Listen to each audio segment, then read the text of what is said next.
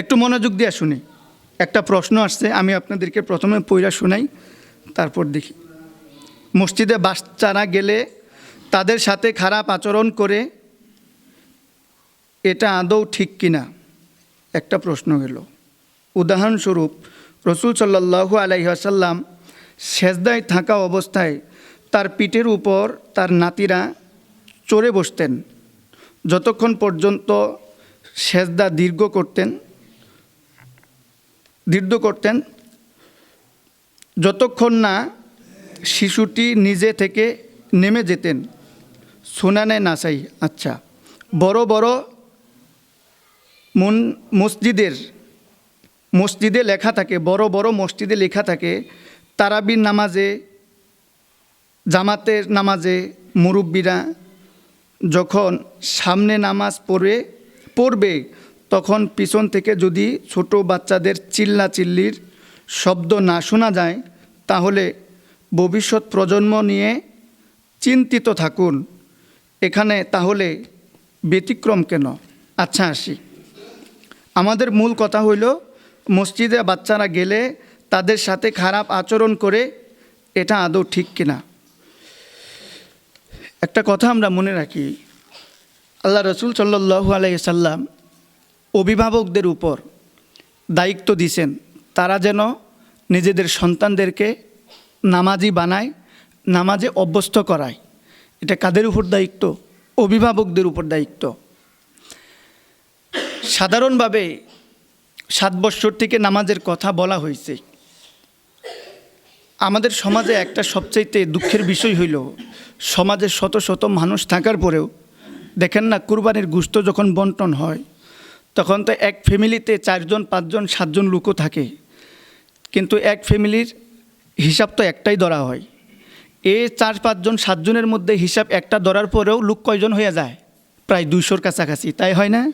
তাহলে এই সমাজের মধ্যে শুধু বড় মানুষই, দায়িত্বশীল মানুষই 200-র উপরে আছে। তাইলে 18 বছর, 17 বছর, 10 বছর এই পর্যন্ত পোলাপান হিসাব করলে আরও অনেক বেশি যাবে।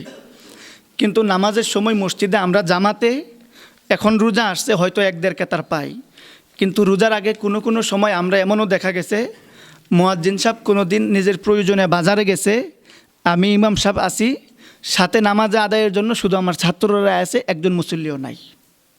আস্তাগফিরুল্লাহ, কী অবস্থা! এই যে একটা অবস্থা হইল, এটা কেন হইল? আমাদের মুরব্বীদের গাফেলতির কারণে। আমরা যারা বয়স্ক আছি, এটা সমাজের দায়িত্ব না, এটা সমাজের দায়িত্ব না, প্রত্যেক পরিবারের যারা বয়স্ক মানুষ আছে, পরিবারের কর্তা আছে, বাপের উপর দায়িত্ব সে যেন তার ছেলেরা মসজিদে নিয়ে আসে, নাতিদেরকে মসজিদে নিয়ে আসে।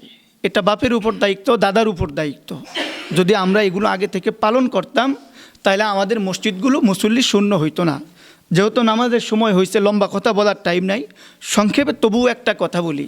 ইসরায়েলের মধ্যে এক ইহুদি পণ্ডিত একজন আলেমকে জিজ্ঞাসা করলো যে তোমাদের মসজিদে জুমার নামাজে যে পরিমাণে মুসল্লি হয়, ফজরের নামাজে কি এই পরিমাণ মুসল্লি হয় কি না?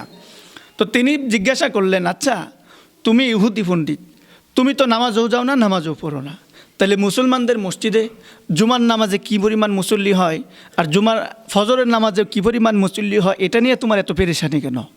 তখন সে উত্তর দিল যে আমাদের কিতাবের মধ্যে আসছে, যেদিন মুসলমানদের মসজিদে জুমার সমপরিমাণ মুসল্লি ফজরের নামাজে হবে, ওই দিন থেকে মুসলমানদের বিজয়ের শুরু হবে। সুবহানাল্লাহ কবেন না? তাইলে বোঝা গেল, যেদিন থেকে মসজিদের মধ্যে জুমার সমপরিমাণ মুসল্লি ফজরের নামাজে হবে না, ওই দিন থেকে মুসলমানদের অধঃপতনের সময় আসবে।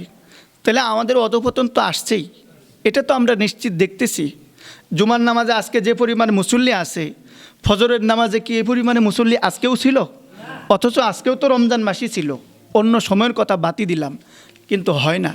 এটা না হওয়ার পিছনে আমরা যারা মুরব্বী আছি, পরিবারের কর্তা আছি, এরাই দায়ী। এবার আসি, বাচ্চাদেরকে মসজিদ থেকে বের করে দেওয়া হয় এই বিষয়ের উপর। এর আগে বুঝি আমরা একটা জিনিস তো বুঝছি, মসজিদে বাচ্চাদেরকে নিয়ে আসা এটা কাদের দায়িত্ব? মুরব্বীদের দায়িত্ব। পরিবারের বড় যারা আছে এদের দায়িত্ব ছোটোদেরকে মসজিদে নিয়ে আসা। যদি নিয়ে না আসা হয়, আল্লাহ পাক হাসরের ময়দানে আমাদেরকে জিজ্ঞাসা করবেন যে আমি আমার পরিবারের পক্ষ থেকে এই দায়িত্বটা পালন করছি কিনা। যদি পালন না করে থাকি আমার জন্য শাস্তি অপেক্ষা করছে, এটা নিশ্চিত থাকি আমরা। আর যদি দায়িত্ব পালন করে থাকি আল্লাহর কাছে চাই আল্লাহ যেন আমাদেরকে কবুল করেন এবং আমাদের আগামী দিনগুলোতে দায়িত্ব পালন করাও যেন আমাদের জন্য সহজ করে দেন।